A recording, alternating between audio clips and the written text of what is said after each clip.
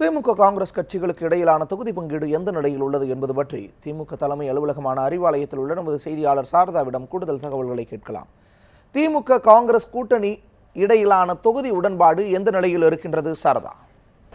திமுக காங்கிரஸ் இடையிலான தொகுதி உடன்பாடு பேச்சுவார்த்தை சுமூகமாக நடைபெற்று வந்ததாகவும் நடைபெற்று வருவதாகவும் திமுக பொருளாளர் ஸ்டாலின் கூறியிருந்தாலும் இரு கட்சிகளுக்கும் இடையே ஒரு இழுபறி நிலை நீடிக்கிறது என்பது தெரிகிறது என்றே கூற வேண்டும்.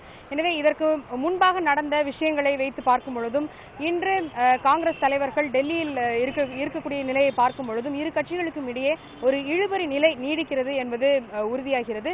முதலில் திமுக காங்கிரஸ் கூட்டணி குறித்து உறுதி செய்வதற்காக காங்கிரசுடைய மூத்த தலைவர் குலாம் நபி ஆசாத் அவர்கள் சென்னை வந்திருந்தார். அதற்கு பிறகு காங்கிரஸ் தரப்பில் தொகுதி பங்கீட்டு குழு ஒன்று அமைக்கப்பட்டு அவர்களுக்குள்ளாக ஒரு ஆலோசனை நடத்தப்பட்டு அதற்கு பிறகு இரண்டாவது முறையாக மூத்த தலைவர் குலாம் நபி ஆசாத் அவர்கள் சென்னைக்கு வந்து தொகுதி பங்கீட்டு குழுவினருடைய இணைந்து திமுக தலைவர் கருணாநிதியை சந்தித்தார்கள்.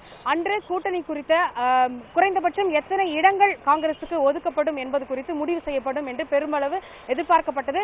ஆனால் அந்த கூட்டத்தில் அந்த சந்திப்பில் அது குறித்து எந்த விதமான முடிவும் எடுக்கப்படவில்லை. செய்தியாளர்களை சந்தித்த குலாம் நபி ஆசாத் அவர்கள் திமுகவிற்கு சிறிது நேரம் காலம் கொடுத்திருக்கிறோம் நாங்கள் இது குறித்து முடிவு செய்வதற்காக என்று கூறியிருந்தார். எனவே காங்கிரஸ் தரப்பிலிருந்து 40க்கும் அதிகமான இடங்கள் கேட்கப்பட்டதாகவும் ஆனால் திமுக தரப்பிலிருந்து 25 முதல் 30 இடங்கள் ஒதுக்கப்படுவதற்காகவே தயாராக இருப்பதாகவும் தெரிகிறது. எனவே எத்தனை இடங்கள் ஒதுக்குவது குறித்த இழுபறி நீடிக்கிறது.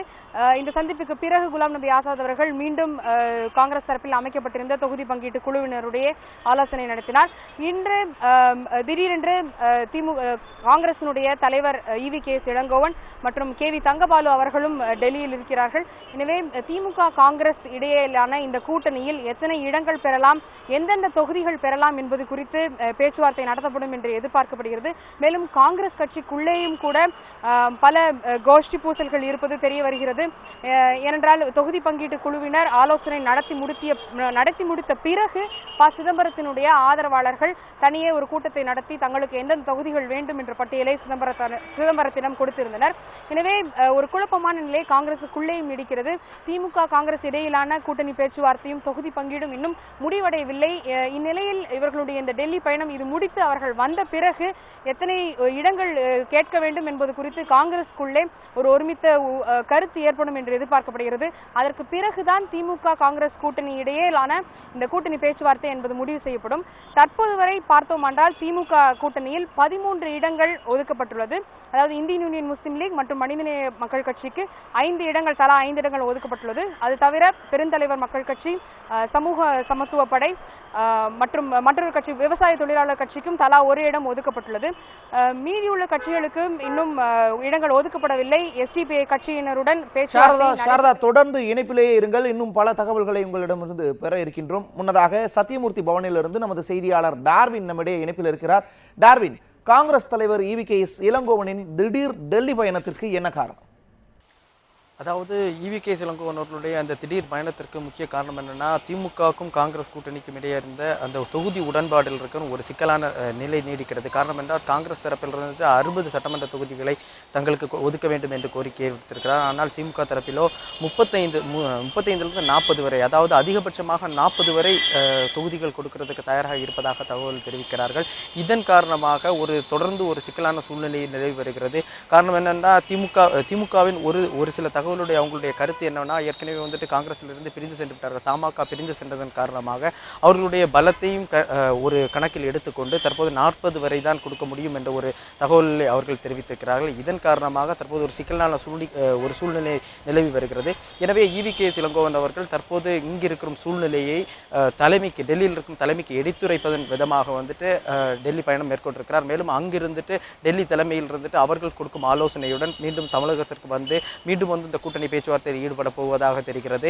இதன் காரணமாக தற்போது ஒரு குழப்பமான சூழ்நிலை நீடித்து வருகிறது. ஆனால் நேற்று திமுக பொருளாளர் ஸ்டாலின் பேட்டி அளிக்கும் போது அவர் ஒரு தெளிவாக கூறியிருந்தார். அதாவது இன்னும் 2 நாட்களுக்குள் வந்துட்டு தொகுதி உடன்பாடு முடிவுக்கு வந்துவிடும். அதாவது காங்கிரஸ் கட்சியுடனான இந்த தொகுதி உடன்பாடு வந்துட்டு ஒரு சுமூகமாக பேச்சுவார்த்தையில் போய்கொண்டிருக்கிறது. அது வந்துட்டு கூடிய விரைவில் முடிவு எட்டப்படும் என்று தெரிவித்திருக்கிறார். இந்நிலையில் இந்த டெல்லி பயணம், அதாவது EV.K.S. இளங்கோவன் அவர்களின் டெல்லி பயணம் வந்துட்டு இங்கிருக்கும் சூழ்நிலையை எடுத்துரை எடுத்துரைப்பதன் முக்கிய காரணமாகத்தான் அவர் அங்கு சென்றிருக்கிறார். தற்போது வந்து எத்தனை தொகுதிகள் அவர்களிடம் கேட்கலாம், அதாவது திமுகவிடம் எத்தனை தொகுதிகள் கேட்கலாம், 60ற்கு அவர்கள் உடன்பட்டு வராத காரணத்தினால் தற்போது எத்தனை தொகுதி வரை கேட்கலாம் என்று வந்து டெல்லி தலைமையுடன் கலந்து ஆலோசித்துவிட்டு பின்பு வந்து தமிழகத்தில் வந்து திமுகவிடம் வந்து பேச்சுவார்த்தை நடத்த இருப்பதாக தெரிகிறது. தேவேந்திரன்.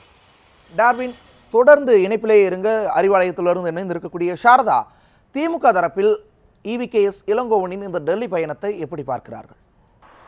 திமுக தரப்பிலிருந்து அதிகாரப்பூர்வமாக இதுவரை கூறப்பட்ட தகவல் திமுக காங்கிரஸ் இடையில் கூட்டணி பேச்சுவார்த்தை சுமூகமாக நடைபெற்று வருவதாகவே கூறுகிறார்கள். எனினும் திமுக வட்டாரத்தில் காங்கிரசுக்கு 25 முதல் 30 இடங்களுக்கு மேலாக ஒதுக்கப்படுவது கஷ்டம் என்றே கூறுகிறார்கள். ஏனெனில் கடந்த முறை 63 இடங்கள் காங்கிரசுக்கு திமுக கூட்டணியில் ஒதுக்கப்பட்டு அவர்கள் 5 இடங்களில் மட்டுமே வெற்றி பெற முடிந்தது. அது மட்டுமல்லாமல் தற்பொழுது கடந்த சட்டமன்ற தேர்தலுக்கு பிறகு காங்கிரஸ் இரண்டாக உடைந்து தமிழ் மாநில காங்கிரஸ் என்ற புதிய கட்சி உதயமாகியிருக்கிறது. இதனை கருத்தில் கொண்டு 25 முதல் 30 இடங்களே ஒதுக்கப்பட முடியும் என்றும் பார்க்கப்படுகிறது.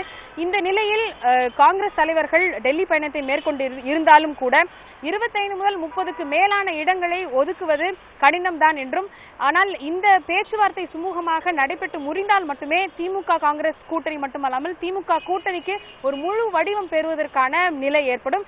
ஏனென்றால் மற்ற கட்சிகளுடன் எத்தனை தொகுதிகள் என்று மட்டும்தான் முடிவு செய்யப்பட்டுள்ளது. எந்தெந்த தொகுதிகள் கொடுக்கப்பட வேண்டும் என்பது திமுக காங்கிரஸ் இடையிலான இந்த கூட்டணி பேச்சுவார்த்தை முடிந்து எத்தனை தொகுதிகள் எந்தெந்த தொகுதிகள் என்று முடிவு செய்த பிறகே மற்ற கட்சிகளுக்கு எந்தெந்த தொகுதிகள் என்று முடிவு செய்யப்படும். எனவே காங்கிரஸ் தரப்பிலிருந்து கூடிய விரைவில் ஒரு சுமூகமான முடிவு அவர்களிடமிருந்து வர வேண்டும் என்றே திமுக தரப்பிலிருந்து எதிர்பார்க்கிறார்கள். அவர்கள் 25 முதல் 30 இடங்களுக்கு ஒப்புக்கொள்ள வேண்டும் என்ற எதிர்பார்ப்பை திமுக வட்டாரத்திலிருந்து தெரிவிக்கப்படுகிறது. சாரதா, தொடர்ந்து இணைப்பில் இருங்கள். சத்தியமூர்த்தி பவனிலிருந்து இருந்திருக்கக்கூடிய டார்வின், தற்போது EVKS இளங்கோவன் டெல்லி பயணத்தை மேற்கொண்டிருக்கிறார். இந்த நிலையில் மற்றொரு செய்தி வருகின்றது. காங்கிரஸ் இந்த தொகுதி உடன்பாட்டிற்கு திமுக உடன்படாத பட்சத்தில் தனியாக போட்டியிடக்கூடிய வாய்ப்பு கூட இருப்பதாக சொல்லப்படுகின்றது. கடந்த நாடாளுமன்ற தேர்தலிலும் காங்கிரஸ் தனியாகவே போட்டியிட்டு இருந்தது. இந்த நிலையில் இதற்கான வாய்ப்பு எந்த அளவிற்கு உள்ளது? இந்த செய்தியில் எந்த அளவிற்கு உண்மைத்தன்மை உள்ளது? அதாவது காங்கிரஸ் வந்து தற்போது வந்து அவங்க கேட்ட தொகுதி, திமுகவிடம் கேட்ட தொகுதி அவர்கள் கொடுக்கவில்லை, தனியாக நிற்கப் போகிறார்கள் என்ற செய்தி வந்து தற்போது வந்து தொண்டர்களிடையே வந்துட்டு ஒரு சிலர் வந்து கருத்தாகத்தான் தெரிவித்திருக்கிறார்களே தவிர இது வந்து உறுதி செய்யப்பட்ட தகவலாக இல்லை. மேலும் வந்துட்டு காங்கிரஸ் வந்து கடந்த நாடாளுமன்ற தேர்தலில் அவர்கள் தனித்து நின்ற போதும் பல இடங்களிலிருந்து படு தோல்வியை தழுவியது இந்த ரிசல்ட் மூலமாக நாம் தெரிஞ்சுக்க முடிந்தது. எனவே வந்து தற்போது அவர்களுக்கு ஒரு புத்திசாலித்தனமான ஒரு முடிவு எடுக்க வேண்டும் என்றால் அது கூட்டணியில் நின்று தான் இந்த தேர்தலை சந்திக்க வேண்டும். ஆனால் EVKS இளங்கோவன் அவர்கள் பல முறை வந்துட்டு வலியுறுத்தி இருக்கிறார். அதாவது காங்கிரஸ் தமிழகத்தில் தனித்து போட்டியிட வேண்டும் என்பதுதான் தனது ஆசை என்று தெரிவித்திருந்தார். ஆனால் தற்போது அதற்கான சூழ்நிலை இருக்கிறதா என்பது வந்துட்டு ஒரு கேள்விக்குறியான நிலைமையில் தான் இருந்திருக்கு. காரணம் என்னன்னா, காங்கிரஸ் கடந்த 1967 வந்து ஆட்சியை இழந்த பிறகு அதனுடைய தனி பெரும்பான்மையை வந்து நிரூபிக்க முடியாத ஒரு சூழ்நிலையில் இருந்துவிட்ட நிலையில தற்போது திடீரென்று மீண்டும் வந்து தனித்து போட்டி என்றால் அது வந்து கண்டிப்பாக காங்கிரஸ் கட்சிக்கு ஒரு பேர் இழப்பாகத்தான் இருக்கும். காரணம் என்றால் காங்கிரஸில் ஏற்கனவே வந்துட்டு பிளவு ஏற்பட்டிருக்கிறது. அதனுடைய ஒரு பெரிய தலைவரான GK வாசன், ஞான தேசிகன் மற்றும் பீட்டர் அல்போன்ஸ் அவர்கள் வந்துட்டு பிரிந்து தமாக என்ற ஒரு தனி அணியை ஆரம்பித்து அதில் செயல்பட்டு கொண்டிருக்கிறார்கள். எனவே தற்போது காங்கிரஸ் தனித்து செயல்படுவது, தனித்து இந்த தேர்தலை சந்திப்பு என்பது அவர்களுக்கு பாதகமான ஒரு முடிவாகத்தான் இருந்துட்டு இருக்கும். ஆனால் இங்கு நாம் பேசும்போது சில தொண்டர்கள், அதாவது பிரமுகர்களும் தொண்டர்களும் தெரிவித்த கருத்து என்றால் அதிகப்படியான தொகுதிகளை வந்து திமுகவிடம் கேட்டு பெற வேண்டும் என்று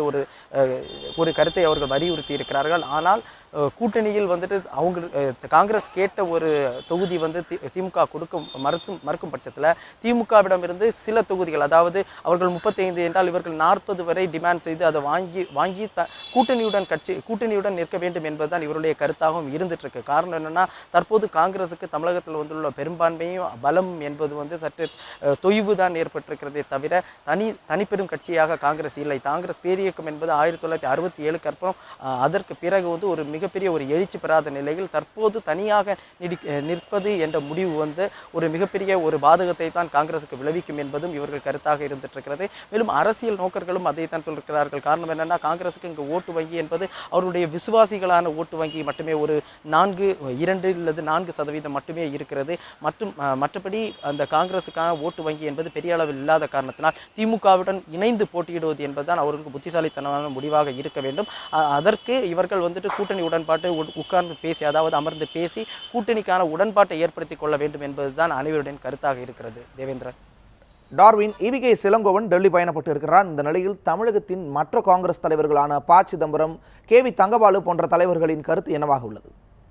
அதாவது கே.வி. தங்கபாலு அவர்களும் ஈவிகே இளங்கோவனோடு டெல்லி சென்றிருக்கிறார். காரணம் என்ன, அவரும் அந்த தேர்தல் உடன்பாட்டு குழு, அதாவது தேர்தல் தொகுதி பங்கீட்டு குழுவில் ஒரு உறுப்பினர். அதன் காரணமாக இருவரும் தான் இணைந்து சென்றிருக்கிறார்கள் என்ற தகவல் கிடைத்திருக்கிறது. இருவரும் அங்கு தலைமையுடன் கலந்து ஆலோசித்த பின்புதான் அவர்கள் தமிழகத்திற்கு திரும்பி மற்ற பணிகளையும் அடுத்த கட்ட பேச்சுவார்த்தைகளுக்கு செல்ல வேண்டுமா, இந்த அவர்கள் கொடுக்கும் தொகுதிகளுக்கு உடன்பட வேண்டுமா என்பது குறித்து அவர்கள் தெரிவிப்பார்கள். சிதம்பரத்தை பொறுத்தவரை தற்போது வரை கட்சியிலிருந்து ஒரு தமிழக காங்கிரஸ் கட்சியிலிருந்து அவர் ஒதுங்கி இருப்பது போன்ற ஒரு சூழ்நிலை தான் பார்க்க முடிகிறது. காரணம் என்றால் கட்சியினுடைய பலதரப்பட்ட நிகழ்வுகளுக்கும் அவர் வராமல் அதை புறக்கணித்துக் கொண்டிருக்கிறார். அவர் டெல்லியில் இருக்கும் தேசிய அளவிலான அரசியலில் முழுமையாக ஈடுபட்டிருப்பதன் காரணமாக என்னவோ இங்கு அவர் ஒரு ஆர்வம் காட்டாமல் இருப்பதாகவும் தெரிந்து கொண்டிருக்கிறது. மேலும் காங்கிரஸ் கட்சிக்குள்ளே உட்கட்சி பூசல்கள் அதிகமாக இருந்து கொண்டிருக்கிறது. காரணம் என்ன, சிதம்பரம் ஒரு பக்கம் அவர்களுடைய ஒரு கோஷ்டியினர் இருந்து கொண்டிருக்கிறார். தங்கபாலு மற்றும் ஈவிகே இளங்கோவன் இப்படி பல பிரிவுகளாக இவர்களுக்குள்ளே ஒரு கோஷ்டி பூசல் இருந்து கொண்டிருக்கிறது.